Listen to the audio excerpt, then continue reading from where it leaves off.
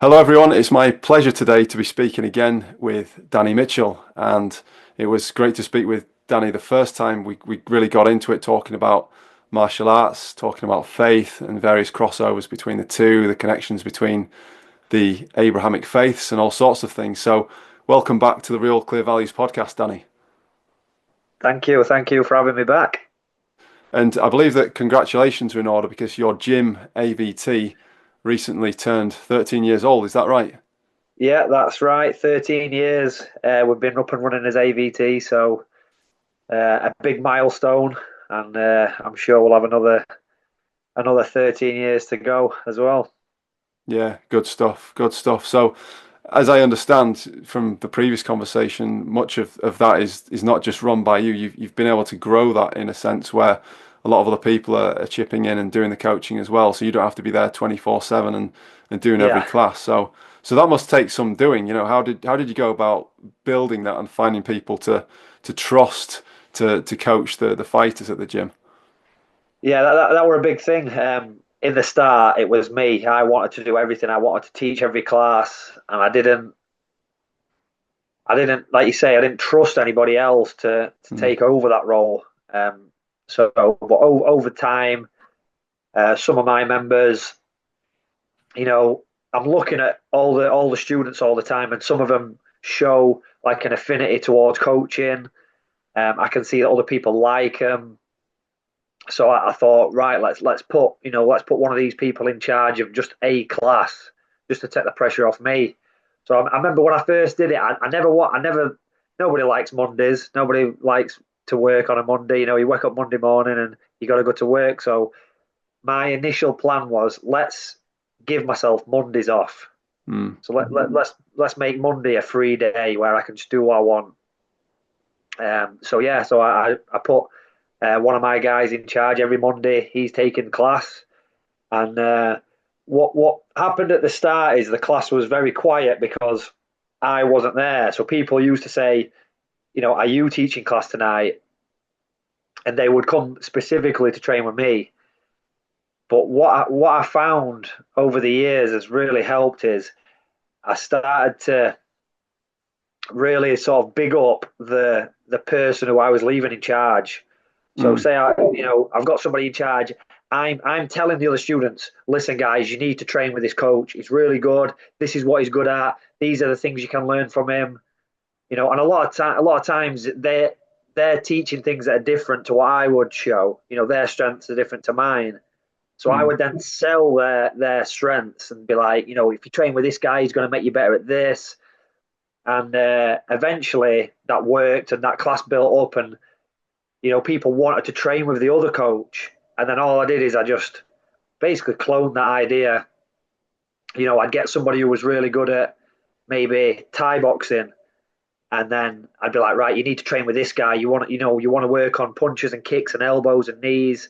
This is the guy you need to train with, and he's going to take class every Wednesday at 6 o'clock. mm, And then I would drive people to that person. And if people had asked me, "Oh, can you show me some Thai boxing?" which I could show, I'd say no. You need to go to this guy. This is the guy in the gym you need to go to. And I made it about the other coaches and not about me. And by yeah. doing that, I've kind of I've freed up my own time. I've got my own time now where I wake up in the morning and I can choose. I don't have to go to the gym anymore if I don't want to. If I've got something else I need to do or I'm not feeling it, there's somebody else there who can run it. So it's took a long time, like you say, 13 years, and there's been ups and downs. But yeah, I think the main reason how I've ended up in this position is just by sort of elevating rather than me being this like dictator, everybody, you're all my students. I'm just sort of elevated the other coaches, almost tried to elevate them above me. So I'm just in the background now. I'm like the Wizard of Oz, where they could never get to. He's just this big booming voice. Um, yeah, that's kind of what I am now. I just sit back and the team kind of runs itself, really.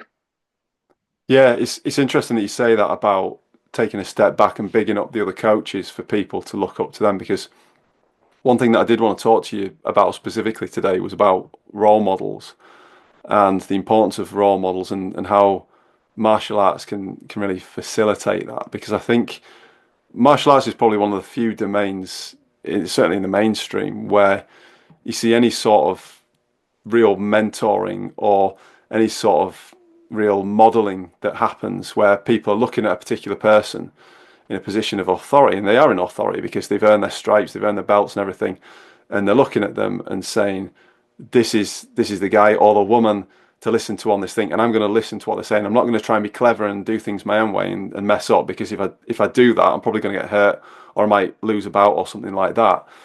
And so I was going to ask to start off, Danny, about your role models. Who are your role models starting off in the game? And there could be, I suppose, it's a broad question really. So it could be anyone. It could be people that you would look at in the UFC. I know that looking at that first UFC tape that you did from the car boot sale, that had a big impact. Or it could be people in the gym, but more locally. But how did role models have an impact on not just your life in martial arts, but your life as a whole? Yeah, that's a big question. So I mean, we all have role models, whether we like it or not. We all look at people and try and model ourselves on them. Whether it's obviously we're in the days of Instagram now, where you've got all these Instagram celebrities, and your average person on the street without knowing it is looking at these celebrities, and they're trying to be like them. They're trying to wear the clothes they wear and listen to their advice on politics and things like that. Mm. So I think a lot of people don't even realize that they probably have got role models.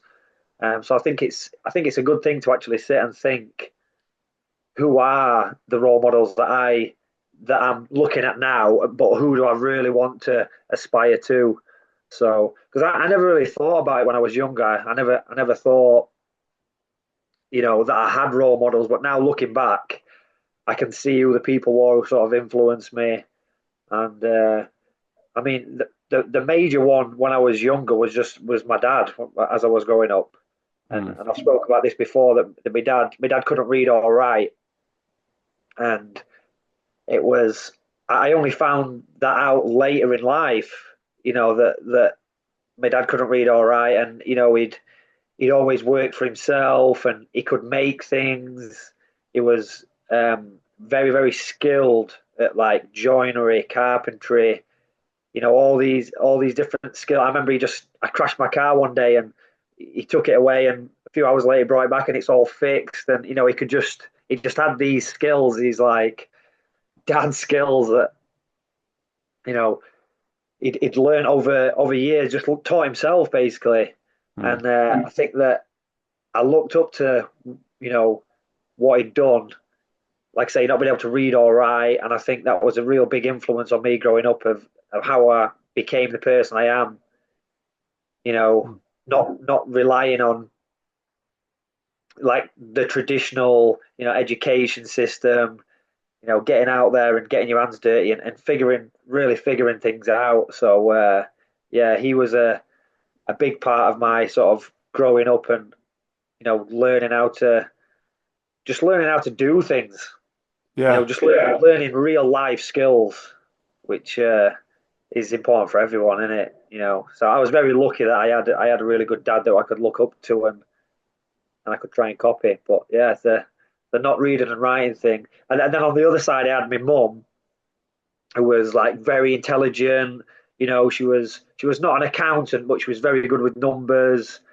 And she did a lot of my dad's accounting, and she did mine for a long time as well. And she taught me a lot about maths. I was very good at maths at school, and you know, helped me with my reading. And so she was like the polar opposite, really, of my dad. So I had a very good upbringing, like those two, Mm. you know, two very different people. So yeah, and I mean, for most people, your parents are like your instant role models, aren't they? Because they're on your doorstep. So I Yeah. was very lucky that I had a good upbringing, like I did. And then I think the first sort of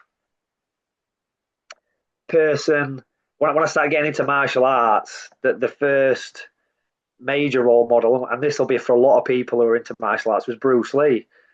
Yeah. Uh, and obviously, Bruce Lee in lots of movies, doing his martial arts and stuff like that. But when you start getting interested in Bruce Lee and reading the books and stuff, you realise that it was a lot about philosophy. He had lots of books on, he's talking about life. He's not just talking about martial arts. He's talking about the impact of martial arts on everything. And Mm. so Bruce was a very, very big inspiration when I first started learning. I wanted to learn everything about him. Obviously, he died very young, so but he left a massive legacy, and I think a lot of people do martial arts to this day because of Bruce Lee. Seeing you might see his films and stuff, when you're younger, and that sort of catches your eye. But there was a lot more to him than just throwing kicks in films. I think he Mm. really did live the martial arts life, and I think there's lots of lessons in his writings, in his books, and I was very, very lucky to actually train with one of his students, Wow. a man called Larry Hartzell, and he was around with Bruce, back in the day, taking classes with him, and he's no longer with us now. But he came over to the UK. I must have been 13, 14 years old, and he came over a couple of times, and I was lucky that I knew people who were involved with him, so I managed to train with him and listen to the stories, of this legend Bruce Lee that's like some mythical, beast that no one's ever seen, but he was actually there with him, training with him, and yeah, so that was really cool to kind of experience. And a lot of people don't know that about me, the little Bruce Lee connection. So that was when I was younger, and I just wanted to learn kind of any martial art. Then it wasn't a case of I want to do MMA, I want to do jiu-jitsu. It was just if I looked in a magazine and there was a martial arts class within 50 miles, I'd get my dad to take me there and train. Yeah. So I ended up, I got exposed to a lot of different people. But yeah, definitely, I think in the early sort of teen years, I think Bruce Lee was a massive, massive inspiration and role model. And getting into his philosophy. I actually studied philosophy at college, which is another random thing that people don't know. I got an A level in philosophy, Nice. which if the average person who knows me would probably not believe that, but yeah, that's something I was interested in through Bruce Lee's writing and stuff like that. Mm. So that was kind of the teen years, and then later, getting into MMA. Then it sort of became the fighters, the big fighters who were in the UFC at the time. Your Hoist Gracies and people like that. But I think the number one guy, if I had to pick one, because there's lots of fighters who I looked at and wanted to emulate and wanted to be like, but I think the ultimate kind of martial artist, who was also a very nice, good person as well, was George St Pierre. So for me, Mm. he's the goat. When people talk GSP. about Yeah. that, yeah, I think GSP for me is the goat. I know people talk about John Jones, Hmm. but I think the kind of scandals and stuff from Jones. I think when you're looking at somebody who's the greatest of all time, I think you've got to take into account the entire how they live their life, Yeah. everything. So for me, Agreed. GSP is probably the one. He was the guy who I wanted to be like, wanted to emulate. Like I say, he's not just a great fighter; he's a good person as well. He's a true martial artist, inside and outside the octagon. So Yeah. yeah, so for me, I would say he's one of the major role models in terms of MMA. Mm. And there's lots of others along the way, but he'd have to be. If I had to pick one, he would Yeah. probably be the one. It's funny that 'cause I remember GSP was big when I first started watching UFC back in, gosh, must have been like 2007 to 2009, on and off. Yeah, That's when I was first watching it, and the big thing was this super fight between Anderson Silva and GSP that never seemed to materialize, but people wanted it to happen as if to say this will be the GOAT is going to be the winner of this fight. But one Yeah, thing yeah, that, and I was never, I suppose with GSP, I was never sure in terms of the whole weight thing because one of his aversion, he had a bit of an aversion to fighting people of a higher weight class just because of basic physics. You know, if you've got more weight, then there's more chance that you're going to get knocked out by the bigger guy. But one thing that really shifted my opinion on, he's already a legend, and I'm not disputing that whatsoever. But one thing that really made me go wow with GSP was that fight against Bisping. yeah, The way that he beat Bisping and manhandled him was insane. I could not believe that because people just don't do that to Bisping, and the way that he dealt with that was incredible. And that was obviously on his way out of the UFC, but good grief, that was some performance against definitely against the bigger guy. So yeah, yeah. Were you going to say something about that? yeah. So obviously, for me, Bisping is like the UK GOAT. You know Yeah, what he I is. mean? Yeah, for sure, he He's the is. greatest. He's the greatest UK fighter in my opinion. Yeah, And yeah, so it was sad in a way, yeah, to see Bisping get beat, but you know, great to see GSP because he'd had a lot of time off. Comes back in at middleweight and yeah, beats Bisping, gets the title, and then just retires again and rides off into the sunset. So, but like you say, yeah. it would have been the Anderson Silva thing. That would have been great. Obviously, Bisping had the fight with Silva. I was there and watched that Wow. live.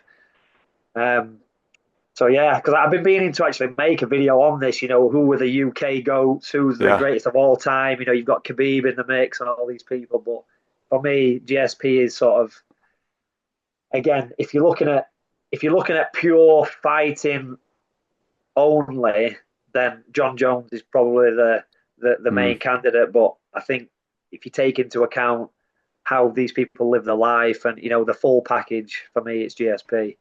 yeah, yeah. I'd agree with that. And I also share your disappointment with the Bisping fight. I went to see a couple of fights myself back in the day, so to speak. I went to, I think it was UFC 105. It was that one where Bisping fought Dennis Kang, and it was Yeah, at the what was then the MEN Arena. I think it's changed its name half a dozen times since. But yeah, I went to that one. That was an interesting one because it was after, obviously, it was his first fight after the first Hendo fight at UFC 100.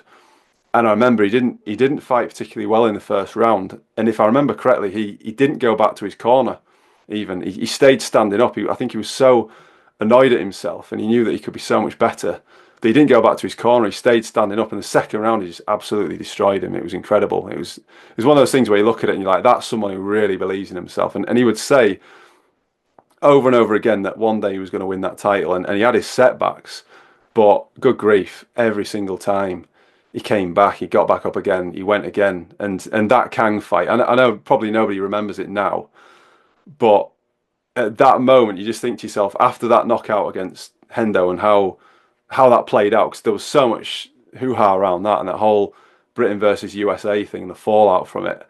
After that, you think he's probably lost the first round in his next fight against someone who he's expected to beat.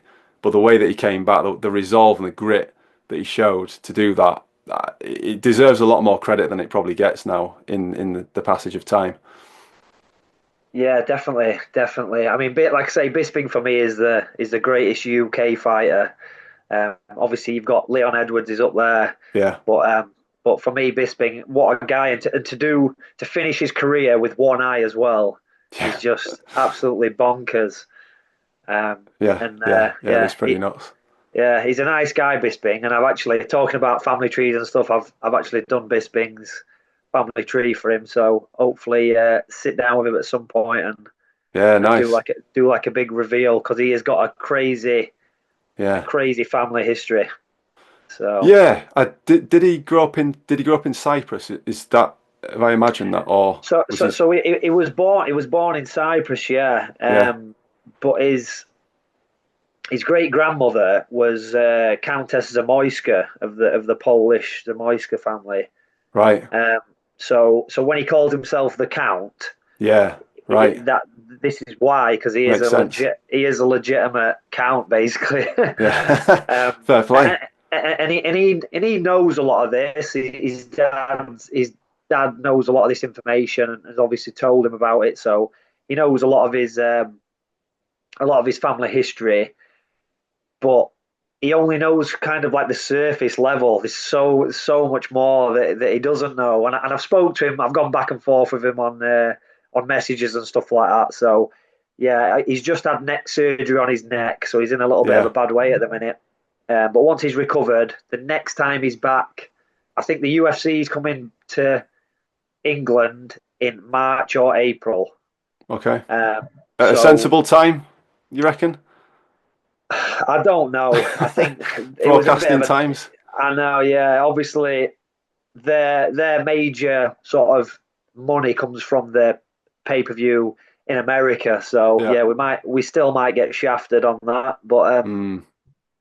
yeah, so obviously when Bisping comes to do his commentary and stuff, hopefully the stars align and I can get in and sit down and do a podcast with him, and it'll be absolutely crazy because Yeah. his family story, and again he knows a lot of it, but he's connected to so many people that it's unreal.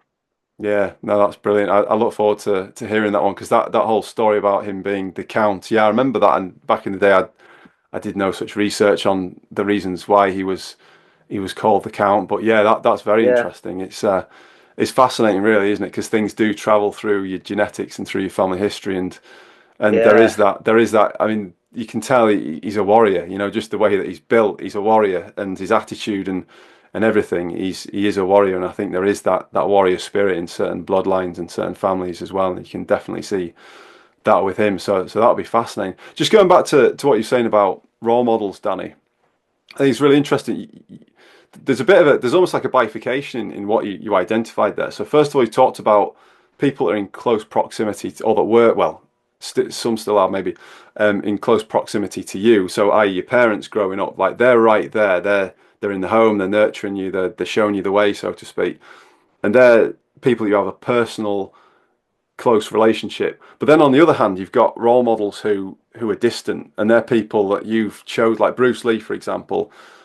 You've chosen, said, yeah, I want to be like him, or I want to follow the way that he's following, and that's interesting, and that to me speaks to the power of choice in all this, because some people might be listening and thinking, well, okay, good for you. You know, you had good parents who showed you the way, and one was extremely resilient and practical and was able to do a business without being able to read or write, and then his mother's able to teach him this and that. You know, I don't have that. However, everybody has the choice as to who they're going to set up as a role model. Everybody has the choice to align with people who speak to their aspirations, essentially. And so I think that's a really important point to make. And I think this is one of the things that I'm driving about with martial arts is that martial arts allows you to do that in a way that so many other things don't. Just because, let's say you wanted to do a job, it's difficult to see someone do their job day in day out. Like let's say I've got an aspiration to do a certain job, or I don't know, be a CEO or whatever, and you don't see these people on a day-to-day basis. They'll show you what they want you to see, but you don't really see the real performance. Whereas with martial arts, it's all there in the open, and it's the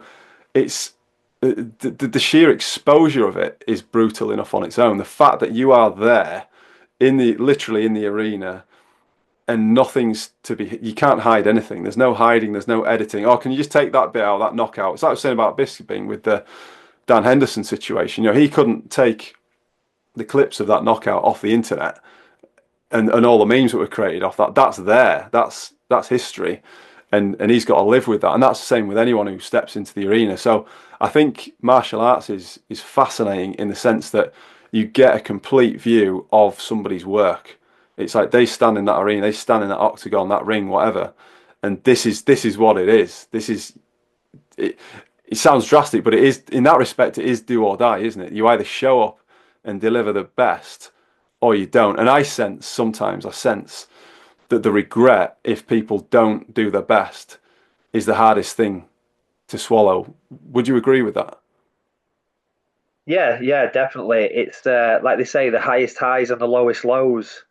When you're in martial arts, in combat sports, whether it's professional boxing or MMA, it's just you in there. It's very honest. It's a very honest sport. You can't hide behind like team members and things like that. You've got you've got football, you've got basketball, you've got all these team games where you can kind of blend in. Your mistakes could get kind of overshadowed by other people. So, Mm. whereas I think with martial arts, it's like a little bit more honesty. It's just you and the other person, and if you mess up, it's on you. You know, you've got a team that's behind you, and you're listening to and stuff. But yeah, it's I think it falls down on you. So when you fail, you blame yourself. Like you say, you have regrets. It is bad, and you have to swallow that and move on. And I think that you Mm.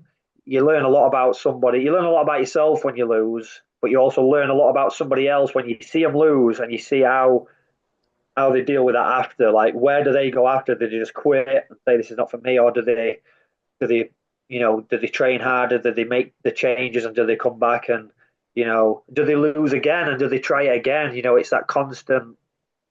It's nothing's in a straight line. It's up and down, and obviously it's the end goal is you want to win, you want to be a champion, but not everybody can. Not everybody can be world champion. So No. a lot of time it's about that journey. It's about what do you do after the losses. Mm. And another thing with martial arts, like you were saying, with the training, and again I've spoke about this before, is Ronaldo, for example. Yeah. So my little boy likes football and he loves Ronaldo. Now I can't take my little boy to Saudi Arabia Al Nasser ground and he can't just go and play with Ronaldo. It just doesn't happen. Mm. But you could go to my gym and or any MMA gym in the UK, and you could get on the mats with UFC fighters, champions, and you could train with them. Mm. You could grapple. You could be grappling a top UFC fighter in a gym. You could just walk in, and you could do it. You could be on the mats with them, watching them train. You might even get around with them if you're lucky, which is I think is crazy. Like imagine turning up to I don't know some ice hockey team and just trying to jump on the ice and play with them. It just wouldn't. Just not. It's not feasible, is it? You just can't do it. Yeah. But I think martial arts is probably the only sport, the only place where you've got these legends, these role models, these high level fighters, and they're not actually that far away. You can reach them. You can physically get to them and speak to them face to face and get on the mats with them. And I think that's very very powerful that Mm. you've got that access to these people. Yeah. Yeah, it is, and it's quite unique in that respect. It's one of those things where, like you say, there's the sort of degrees of separation between you and a world champion might not be that high in martial arts. They'd be a lot lower than in football, for example, because you might, Yeah, in football, someone could get lucky and they're trained by someone who trained this guy or that guy, but with martial arts, it's totally different, isn't it? Things are much more connected, and it seems like there's almost like this idea of lineage in martial arts as well, isn't there? Like this idea that you trained under this guy at this gym at this time, and so you've kind of gone through that kind of lineage, and that's your master or whatever, your sensei, and yeah. that there is that sense of belonging, I suppose, in martial arts where you don't necessarily have the same thing in other sports. So I do think that speaks to the power of role models and the relevance of role models in martial arts as well. But speaking about role modeling, Danny, just talking about the sort of stakes that are involved in having a fight in any form of martial arts at any level, I would say. What advice do you give to the people that you're coaching about the mindset going into a fight? Because I think that's absolutely crucial because we all know everything everything's different when you're actually in there. You can train 1,000 times on the mat or the training pitch or whatever, but when you actually get into that arena, everything's different, isn't it? So, what advice do you give those that you coach about how to manage mindset appropriately?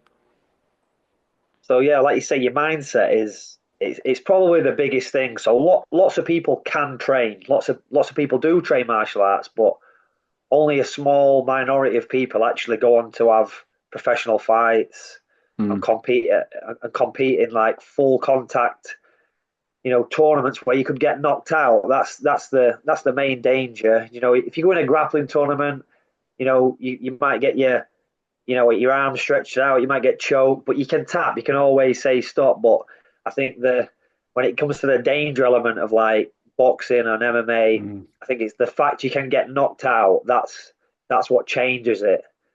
And when you're competing in a sport where you can get rendered unconscious, I think your mindset has to be bulletproof. And if there's any weaknesses, if there's a chink in that armor, mm, you will soon find out. So the first thing I would say is I make sure that all my fighters or anybody who wants to fight, I'm like, why do you want to do this? Like, do you really, really want to do it? Because if it's for the wrong reasons, if it's just because you want to tell your mates you're a fighter, or mhm. you want to get some cool pictures for your Instagram or whatever, then it's not a good idea. You need to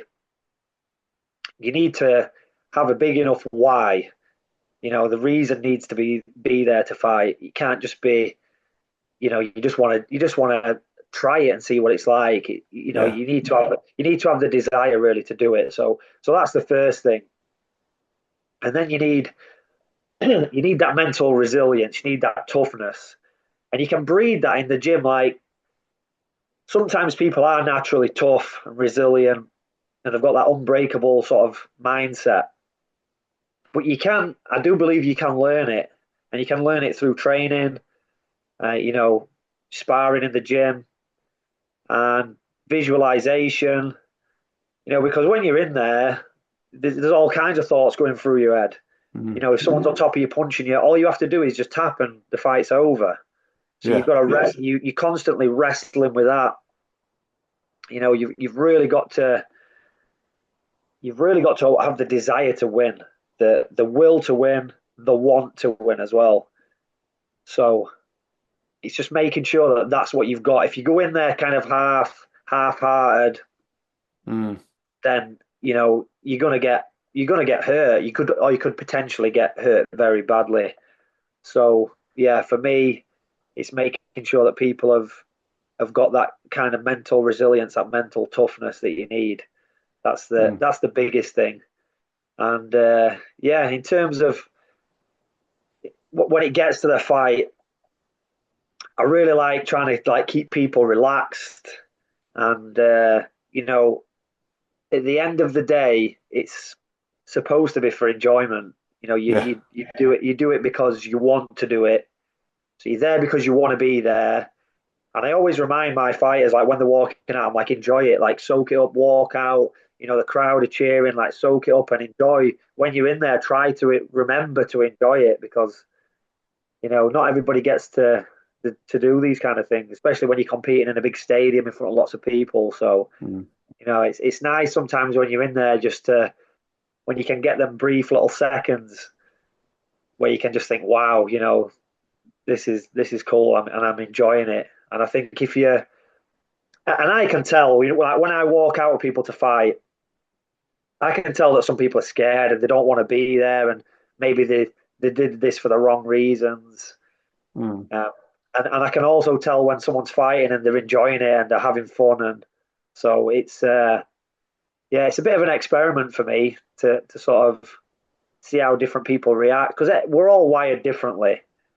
Some people are more inclined to be fighters, mm, but you've got people who are just, you know, they've got a day job, and they're not necessarily an aggressive person. They're not they don't strike you as a fighter, but when they get in there, they can kind of turn it on. So yeah. it's good to see.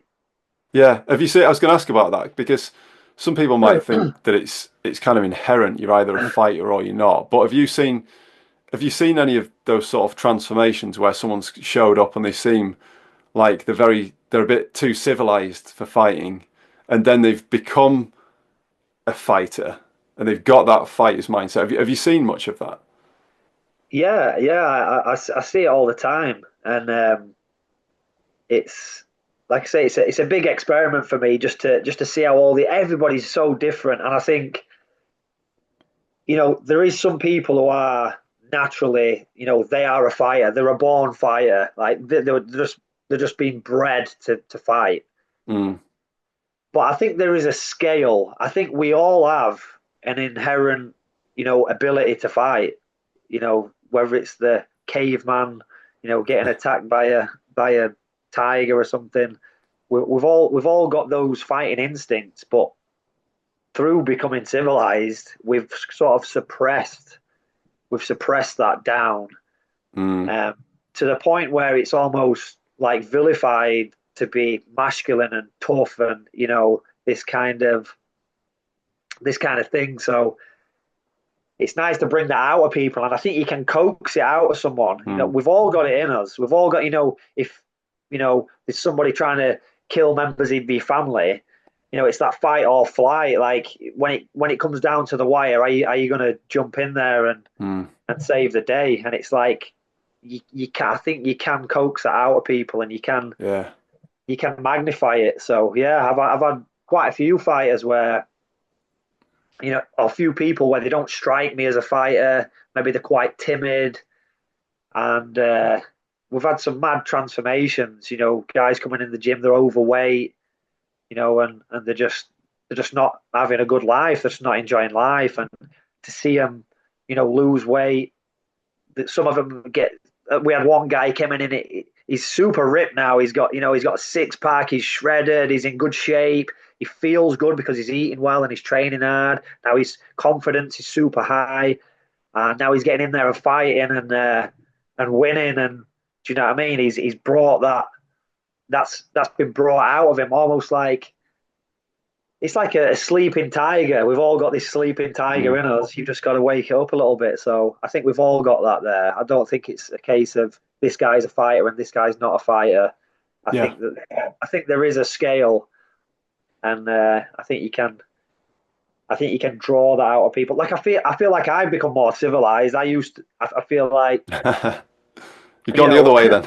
yeah, definitely. I feel like my sort of um, what would you call it? The eye of the tiger. Yeah, I feel like I've lost that a little bit. Like I don't have the burning desire to fight and beat people and be a champion anymore. Like that's kind of gone now. Like for me, Mm. fighting is just a competitive, enjoyable sport. Like I've got no desire to be champion of the world in anything. Whereas in the past I did have that. I did have that burning desire to win and be Mm. the best and stuff. So I guess as a fighter, you've only got a window of time where you can sort of utilize that. But Yeah. yeah, Yeah. Yeah, definitely. That's interesting what you say about everybody having it in them to some degree to fight in the right circumstances. For example, protecting yourself or your family or whatever. There was something it reminds me when you said that about how people can kind of turn it on, so to speak. It reminded me of I think it was a Facebook post or social media post that Gordo, BJJ and Ripon, the gym that I go to now, they put on, and they were sort of laughing at this post was sort of laughing at the idea that people think they're really tough, they're really hard when they get angry, and that all of a sudden they were going to transform into, oh, I get angry, and yeah, because anger can be quite seductive, can't it? When people yeah, feel yeah. angry, it's like, oh, I'm angry, and it's like It's like there's a power. They feel it's power. power, Yeah, yeah, it's power. So people lose control of their emotions in that state, but they also feel, oh, I'm powerful now. I'm ready to go out and take on the world. But the reality isn't, that doesn't necessarily measure up with the reality. That's kind of how they feel relative to how they feel the rest of the time.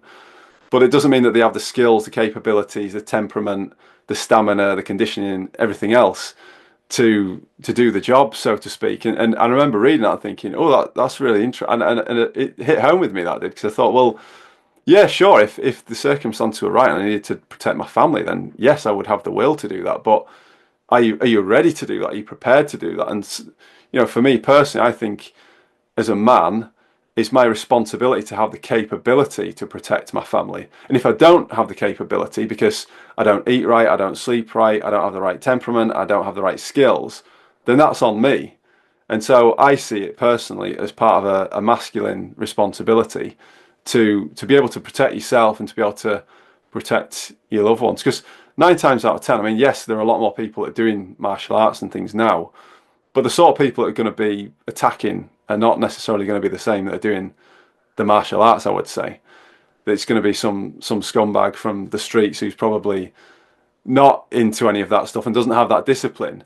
They're not going to be the one who's going to be very intentional about the martial arts. And obviously, you can't generalize, but I think it's fair to say that if you are practicing martial arts, the discipline of it as well, because it does take discipline, it does take commitment, then you've got a much better chance of being in a position of strength. And even sometimes I think if you're in a position of strength, it makes people think twice about who they're going to mess with. You know, it's like thieves are more likely to rob houses with open doors or unlocked doors than those that have got some gates up or that have a locked door, for instance. Yeah, definitely. So, like I said, when I get these guys in the gym, maybe they overweight, low confidence, they're walking down the street, they've got their head down, their hands in their pockets. That's the person who's going to get mugged. That's Yeah, who yeah, that's who a mugger's going to attack because you're yeah, displaying victim traits. yeah, Whereas just by training, you become more confident, you look a bit more in shape, you're walking down the street, your head's up, your chest's out. Now, a potential mugger attacker would probably swerve you and say, mm, no, he's not the right person. We'll look for someone else who's looking a bit more, easy picking. So definitely just by doing some training, you will deter people without actually having to fight. And like you say, mm, you know, 99% of these kind of bad guys, attackers or whatever, they're not going to have any kind of, martial arts training, combat mm. training, because if they did, they would probably become better people. Yeah, That's the great thing about martial arts is by training, and learning from people and, being around these other people in like this kind of community, you will become a better person. I had a really good message the other day from a guy who's been training me for a couple of years, and he's been to a few of my classes and stuff, and he just messaged me and said that his wife had commented how much of a better husband he is in person since he started training at the gym with us.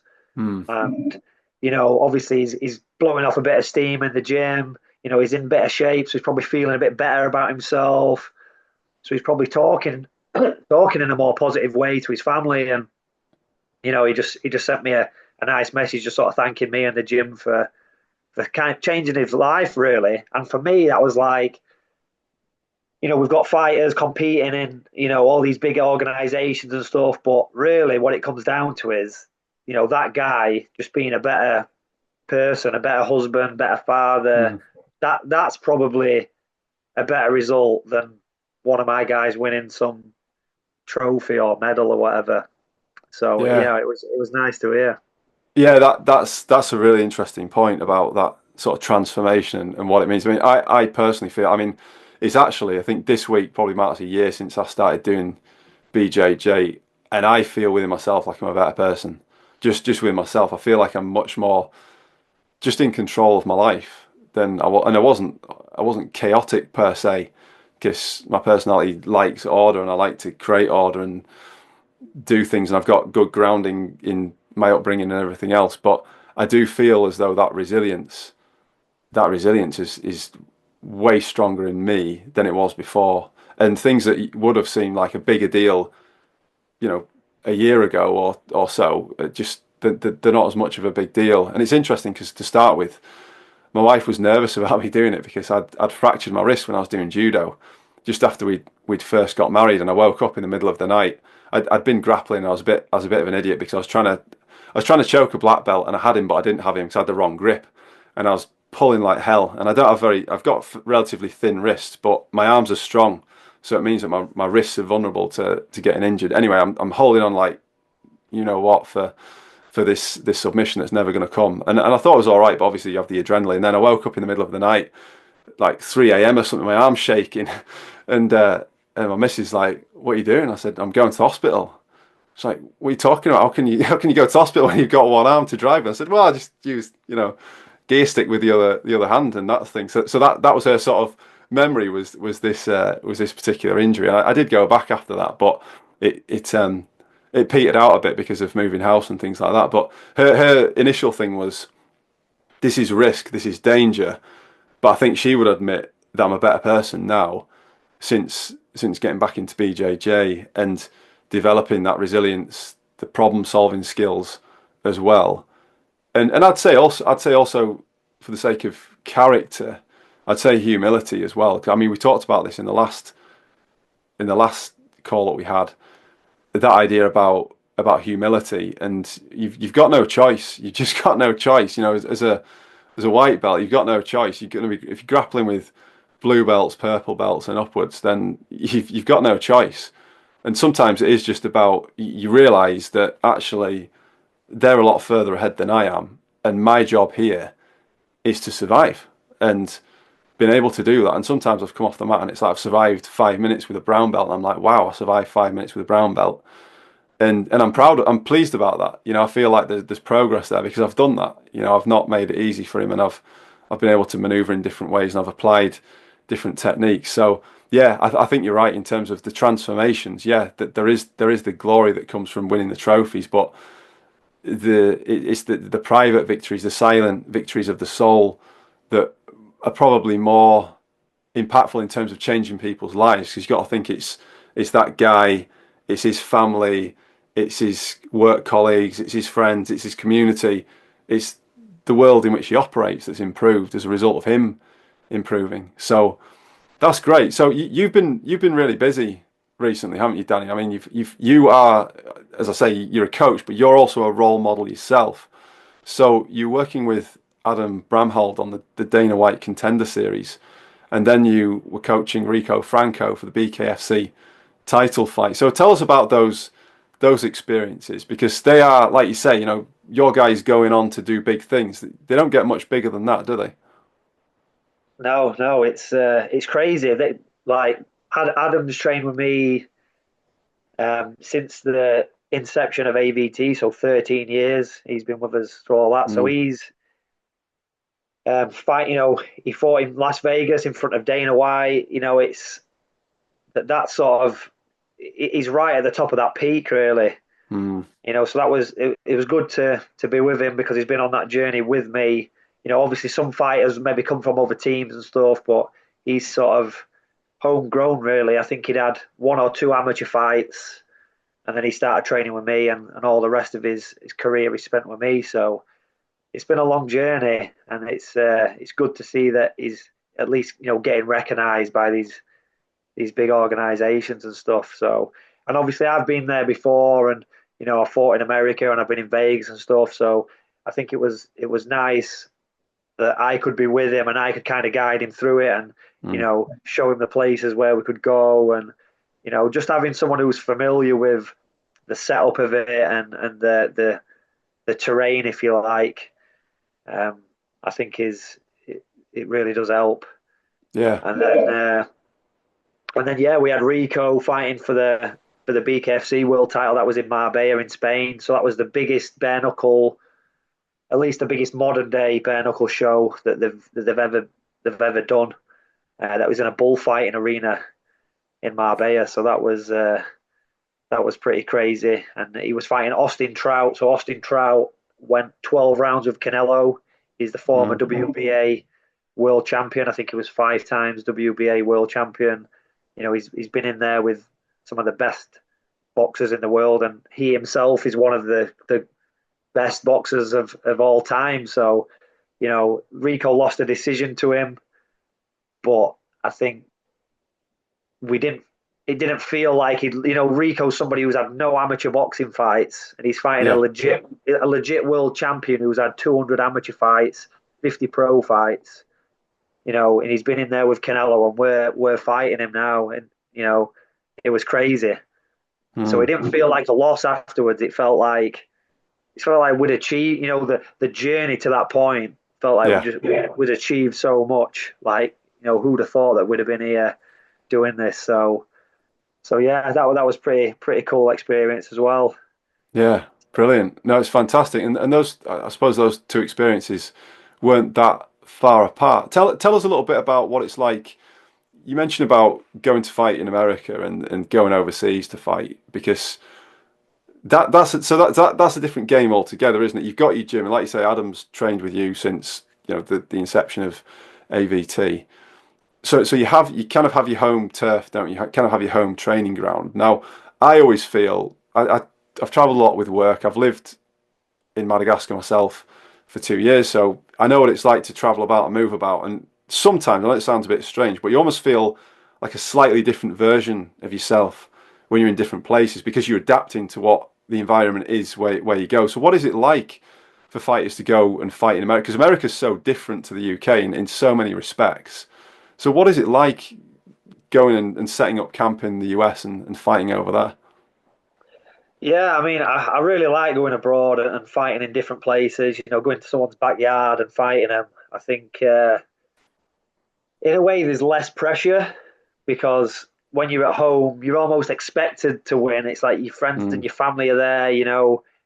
It's kind of you're in your own fort, aren't you? And you're defending these. If you're fighting internationals who are coming over, kind of you're expected to win. But I think when you go over to someone else's country, mm.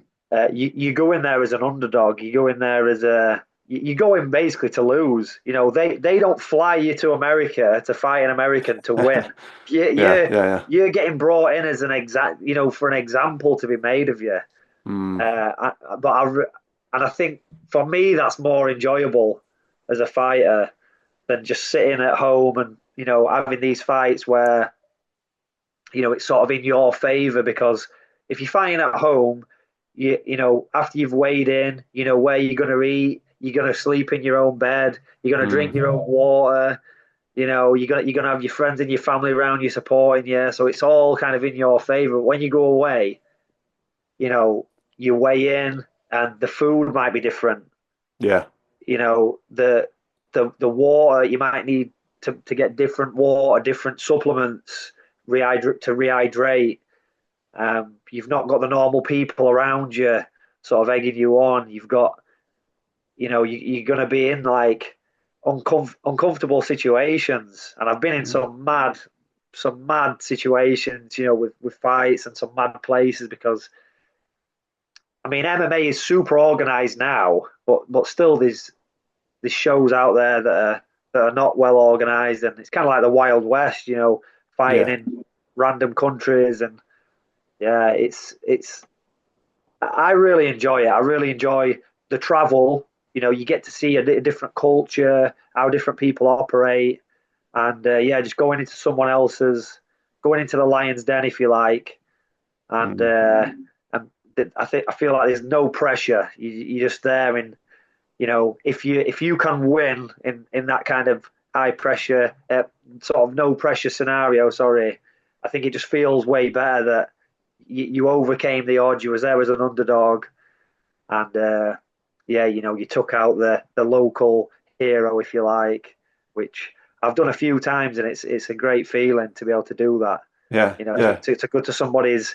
I fought in Stockholm in Sweden. This is probably one of my sort of fondest memories because most of my fights had been in the all my pro fights at that point had been in the UK, and I'd fought internationals, but I'd never fought outside of the country. They'd always be flown in. So yeah, I remember fighting in Sweden. It was short notice, maybe 2 weeks notice, Mm, and the arena was absolutely huge. It's the Globe Arena in Stockholm, so mm. massive arena, and it was before the UFC had gone into Sweden, so it was basically all the UFC talent in that area that weren't actually in the UFC yet. Mm. So as soon as the UFC came to Sweden, all the people who was on this same card with me Yeah. were signed then to the UFC. So it was Gustafsson, Alexander yeah, Gustafsson. yeah. So you've got Gustafsson, you've got all these guys. They were all Yeah. in, this organization before the UFC came and kind of swallowed it up. But yeah, I just remember, walking out, and the crowd were actually really, really, really good. So I'm fighting a guy from Stockholm who was unbeaten, and I remember walking out, and the crowd cheered. Even though I was Yeah. If it was in the UK, if it was the other way around, the crowd would be booing and stuff. But Yeah. the crowd cheered when I walked out, and I'm like, wow, this is cool. And I was there just to have fun. Again, I was brought there to lose to the Swedish Mm. guy, like and I managed to beat him. But every time I landed a punch or a kick, the crowd would cheer, and I was like, wow. And I Mm. eventually armbarred him, and he tapped out. The referee stepped in and separated us, and the crowd were going crazy. And I was Yeah. like, wow, they're like a super respectful crowd in Sweden. Yeah. Yeah, I can see And that. yeah, yeah. And I remember that just the feeling afterwards was like so good. It was just such a great experience, to fight in front of this huge crowd. They were cheering. I beat the unbeaten hometown fighter. And then I remember walking out, and a girl from the crowd came up to me, and she like shook my hand and said, "Oh, that," she said, "that was a really good game." That's what she called it, a game. Like And a I was football like, match.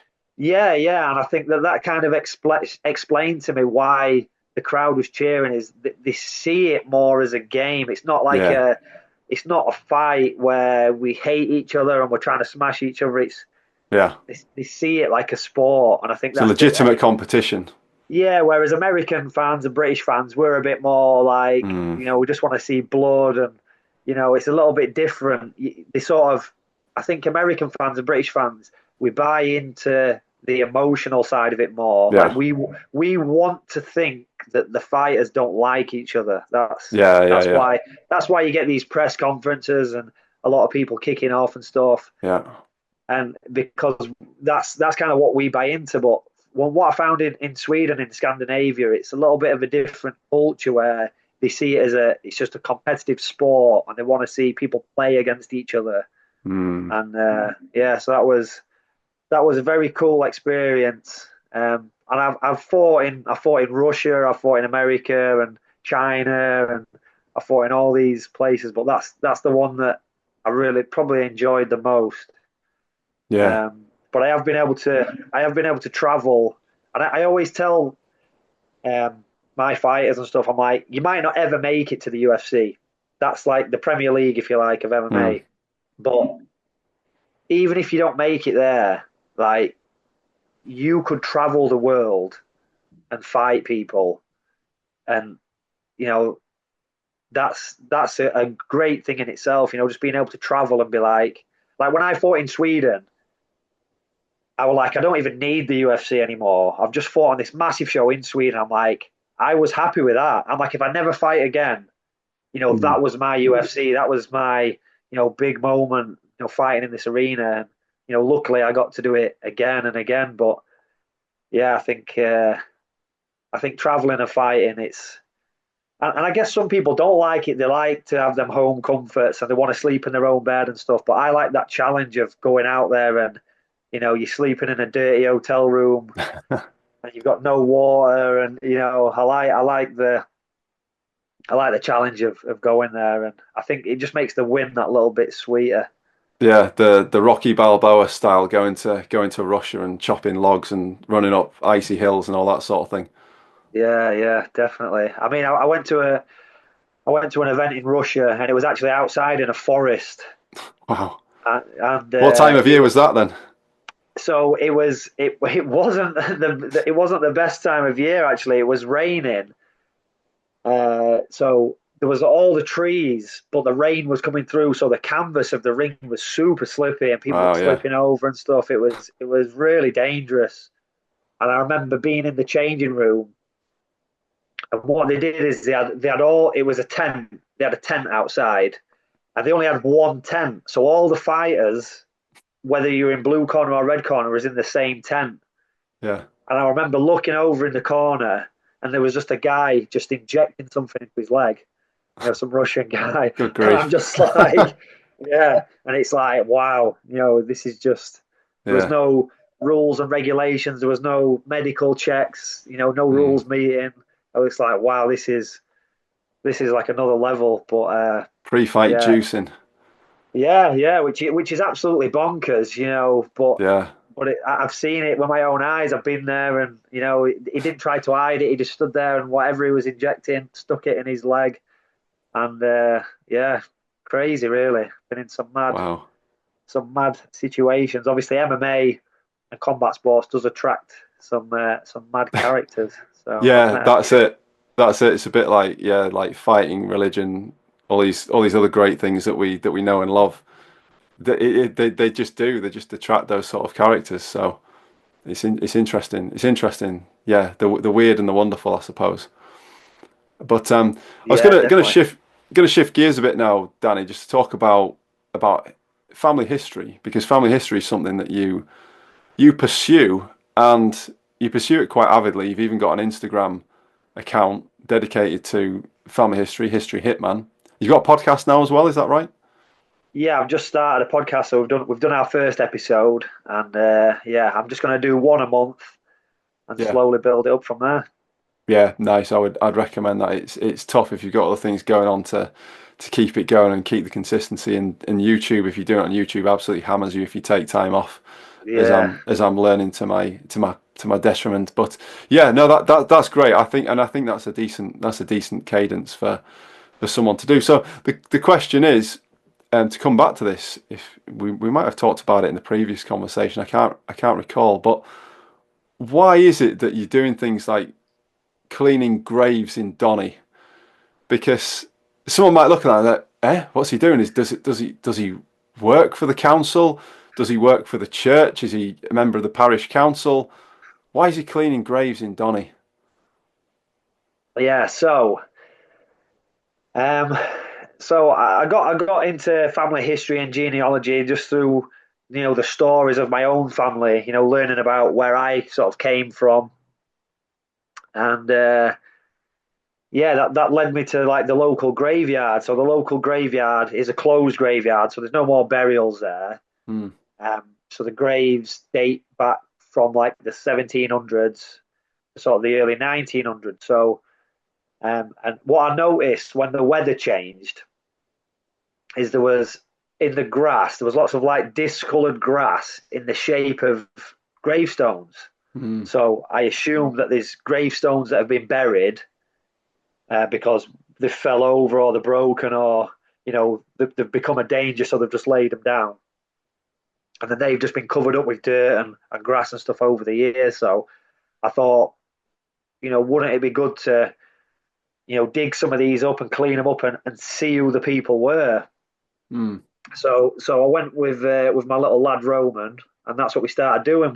We dug a few of these gravestones up, gave them a little clean, and then I took the information from there and then used my genealogy skills, found out who the people were, you know, and what actually accidentally happened on the first ever one I did. I just did it by chance, and I thought I'll document it and I'll put it online and just, see if people know who this person is, because we've got like a local Facebook group for like local history.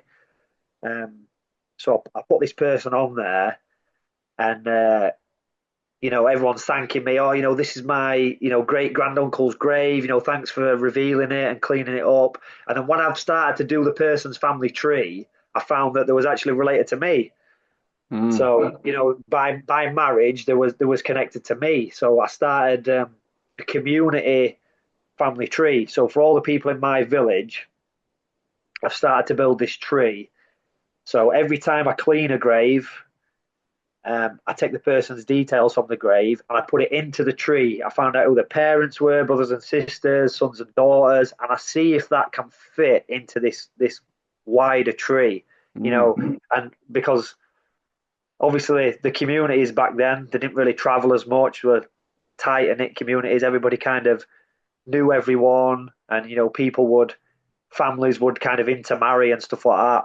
So yeah, so I've built this huge family tree, and it's after I've done this, I'll probably go and work on it a little bit more. It's growing every day, and yeah, people get in touch with me on Facebook. If they're local and say, my grandfather or great grandfather was buried in that churchyard.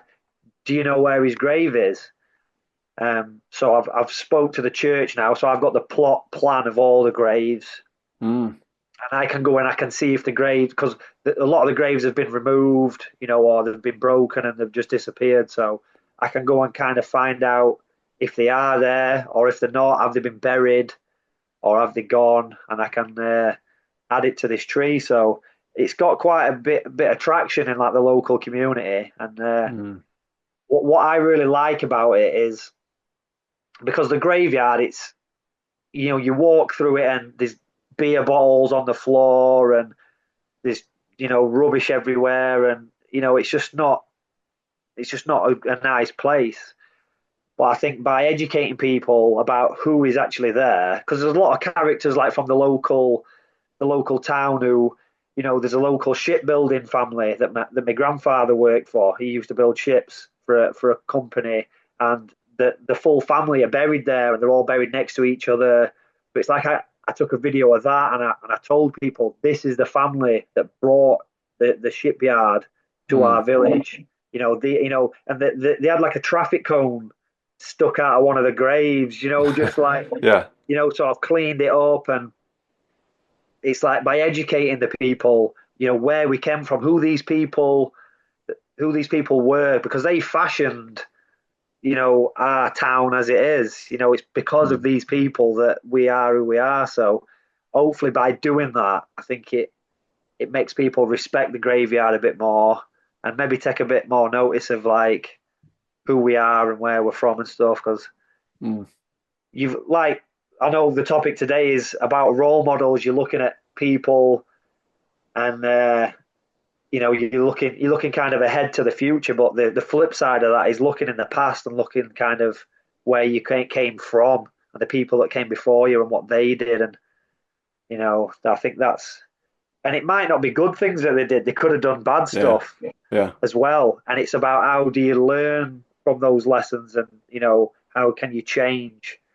Mm. So yeah, that's it's really interesting to me. And like we touched on earlier, is that there's almost like a DNA memory, and the more genealogy I do, the more I believe this, that Mm.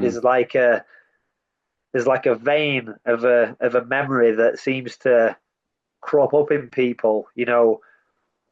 People, like the things you were saying about Bisping being a warrior. There's some Yeah. crazy stuff about Bisping's family, um, that would just absolutely blow your mind. That ties into who he is today.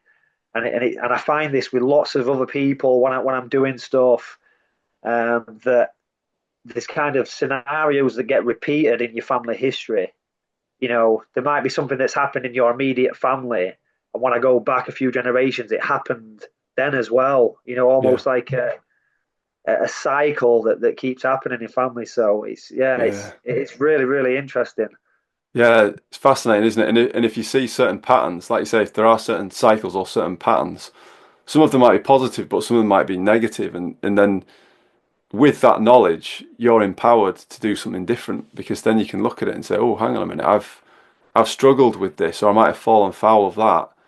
What am I going to do about it? Am I going to work to change? Am I going to be the change? Am I going to break the chain? Am I going to break this negative cycle?" So I think it's a great aspect of self-awareness that is often overlooked sometimes. We very much focus on ourselves almost as these isolated beings, but we're not isolated. We're connected. We're connected with the past, the present, and the future in different ways. And being connected with the past and who we are, knowing who we are, where we've come from, is so powerful. I know when I get the stories of, I've been trying to collect the stories from one of my granddads, because he was actually a boxer in the army. He was in the army, and he's a paratrooper, and he's also Britain's longest serving fireman, because he started right back in the day, and did all sorts in the wars and stuff. And I just remember being at his funeral at the wake, and a guy came up to me, knowing that I was his grandson, and said, "He saved my life. I was impaled on a tree under fire, and he saved my life. He should have left me for dead. He risked his own life. I was a dead man, and he saved me." And no one, and this is the thing, because my granddad didn't really tell anyone about these things. He was quite modest. It's quite hard to find the story. So if I go and ask my mum about it, then she won't necessarily know, because he didn't he didn't go around telling everybody about it. He kept things to himself. He's very stoic. He was a Christian himself, non-denominational Christian, but very much believed in dignity and honor and things like that. And he just wouldn't go shouting around about what he'd done and be the big hero, the big man. And I think about that, and I think that's the sort of person I want to be.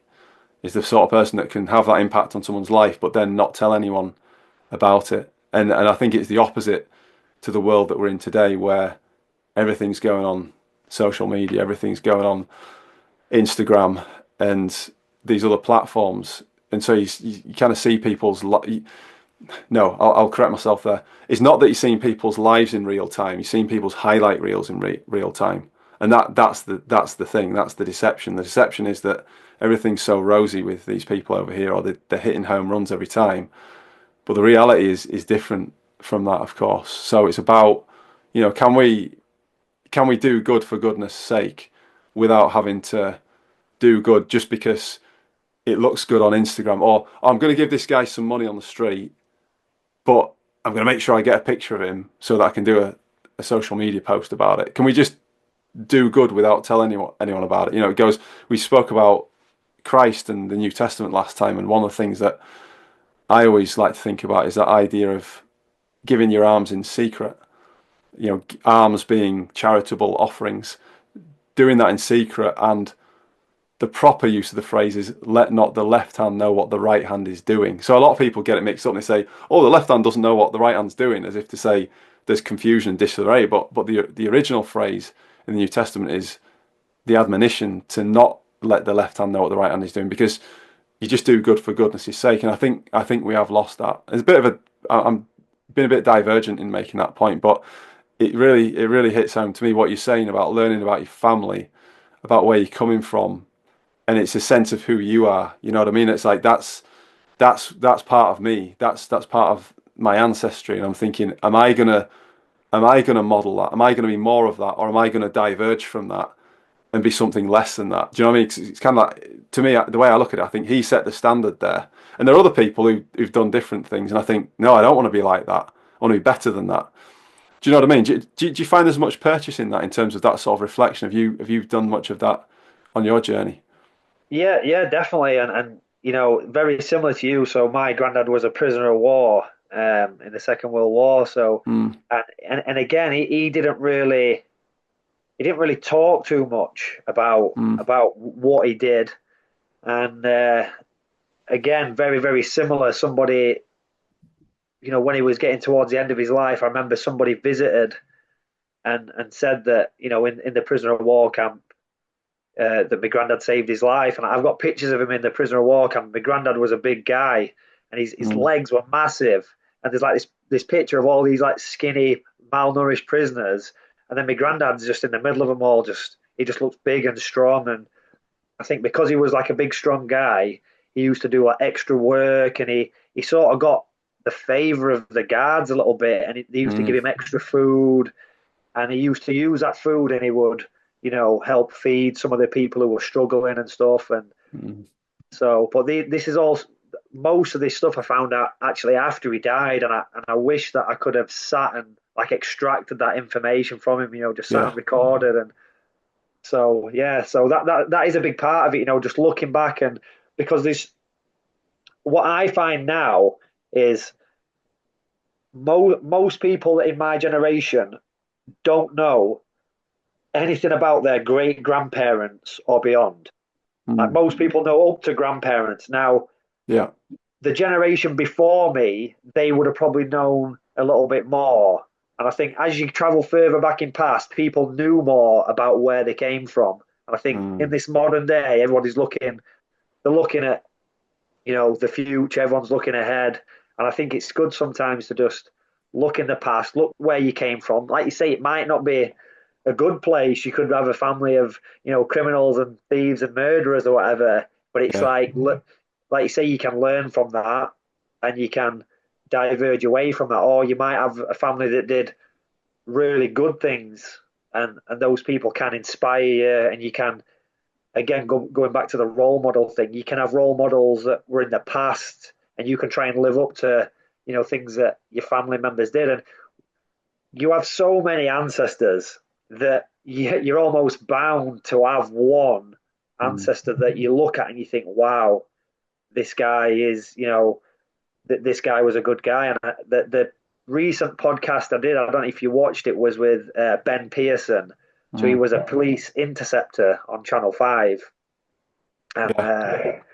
so we delved into his family, and he had some criminals in his family that got shipped off to Australia. So that was kind of funny to delve into. And then he had another guy who was, the victim of a robbery, and it talks about the police that helped him in that, and and there was even certain names of policemen that I think there was a Sergeant Wainwright that assisted his great grandfather after he got robbed. And he said that Mm. he actually works with a guy called Sergeant Wainwright. And wouldn't it be funny if his ancestor was the guy who helped his grandfather? It was just a coincidence of similar names and stuff. So, but yeah, it's mad. There's almost like echoes of what people do. Yeah. It does it does it does sort of travel through the DNA. Yeah. I think there is a lot of truth to that, and there are all sorts of different modalities of looking at DNA and family history and genetics, and people, yeah, people really been able to see these sort of patterns over time. And that's the question is who are you going to be, isn't it? The question is who are you going to be? What are your aspirations? Who are you going to set as your role model? I mean, look at you. You set Bruce Lee as a role model. You set other people in the UFC who'd made it to, like you say, the Premier League, the premier competition of martial arts, and you got there yourself and did very successfully with it as a fighter, but also as a coach as well. So that is so empowering to think about in terms of, who am I going to be in my life? What contribution am I going to make? So I always think there is a paradox in this, because you think to yourself, well, I want to be successful in my own right, and I want all the glory. That's the temptation, isn't it? That's the natural thing. Like, you look at the Instagram stuff, you're like, yeah, I want to be on a yacht and I want to have all this money and go me. But then you think about it and you think, well, if you want to do that sustainably, you've got to be making killer contributions. Your contributions have got to be spot on. You've got to be changing people's lives. That's really where you want to be if you're going to get that sort of success. Certainly on a sustainable basis, because otherwise it's just a nihilistic, empty life where all you're doing is entertaining yourself, and you could just disappear into a black hole of addiction, of pleasure seeking, and just sheer nothingness, really. So I do think that that's the interesting thing about the way that the world is at the moment, and the kind of the social mirror, if you look at it like that, because it is, yeah, it's very much geared towards the individual getting what's theirs and having a sexier, funner, more convenient life. But then you think, well, the stories that really last over time are those stories like your granddad and my granddad have to share, that they didn't necessarily share, but other people shared on their behalf, because they're so remarkable, because they're not selfish. They're the ones that they go against the grain, where they've been proactive. They haven't taken on these, like you said at the top of the call, talking about role models. Everybody's got role models of some shape or form, but is everybody awake to the role models that they've got, or are they just getting on social media and they're seeing who's got the most likes and thinking, oh yeah, I want to be like him or her, and then they're not being led in a way that they actually want to go, or they're not being led to be the person that they actually want to be, or the person that they need to be to get what they actually want. It's like having a family, isn't it? It's like having a spouse, a partner, kids.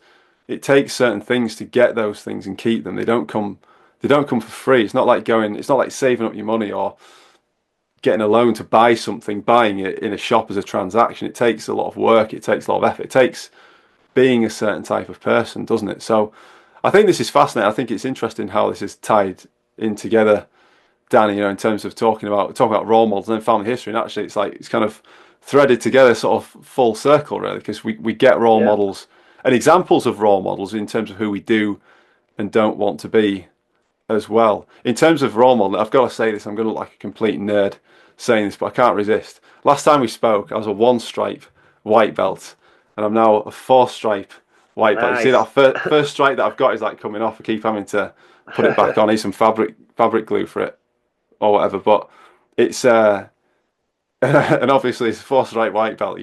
You've not mastered anything other than maybe you can survive the odd round with a brown belt. But it is about the journey, isn't it? It's about we talk about becoming, we talk about aspirations, but it's I suppose as long as you're alive, you can always get better, can't you? I mean, even if I was on here now and I've been training for years longer, and I said, oh, I've got my black belt, I'd still be able to improve, wouldn't I? So, how do you engender that spirit of continuous improvement in yourself? Yeah, I mean, even today, like I'm a third degree black belt. I got my black belt 12 years ago, but I'm still learning. I still get on the mats, and what's good now is, like I said at the start, the gym is bigger than me now. It's not about me. I've got students who I don't necessarily train, who I can get on the mats with, and they can give me a hard time. Mm, you know, and it's like they're just a product of the team. It's not that I've personally trained them and got them to that level. They've been yeah, training with some of my other students, and they've got to a level now where they can really test me. So now it's like, wow, I've got to step my game up, and I've got to keep on at it. Otherwise, I'm going to fall behind now. My own mm, students are starting to get to this level. So yeah, that every week I'm on the mats. I had knee surgery early in the year, and that's kind of it's not 100%, but I'm in a lot better physical shape now. So yeah, I'm just going to try and stay on the mats, and yeah, I'll stay on the mats as long as I possibly can. But I think it's brilliant for anybody. And going back to like sort of where we started, I spoke about my parents and stuff like that, and I think that we live in a world now where there's a lot of people getting brought up, single parent households and stuff. And I think that if you're a single parent and you've got a kid or you've got kids, I think definitely by getting them into martial arts, they're gonna get sort of some of that stuff that they may be missing out on. Do mm, like you say, those role models.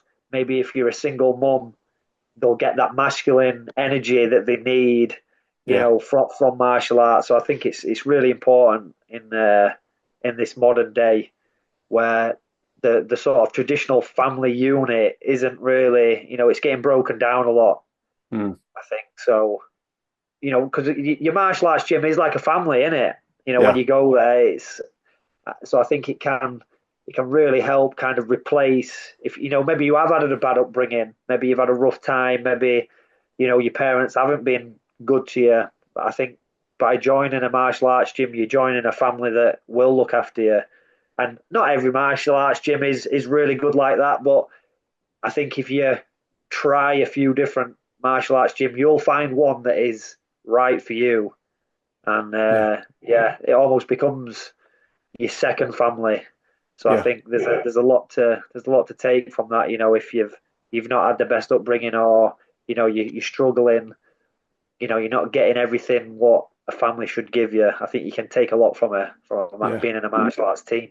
Yeah, amen to that. And like you say, not every gym is the right gym for you, and not every gym is going to necessarily have the values that you want. But like you say, it's about trying out the different places and seeing where it works. But like you say, I think for young lads who don't have a father figure in the home, it's a very good way to connect with other men and just see how other people do. I mean, even if they do have a father in the home, it's good just to see how other guys do things as well and learn from them. As the saying goes, it takes a village to raise a child. So I think that the martial arts communities can give that village to a lot of people where there just aren't the communities as there used to be. There aren't the religious communities that there used to be, and various other community groups as well have eroded.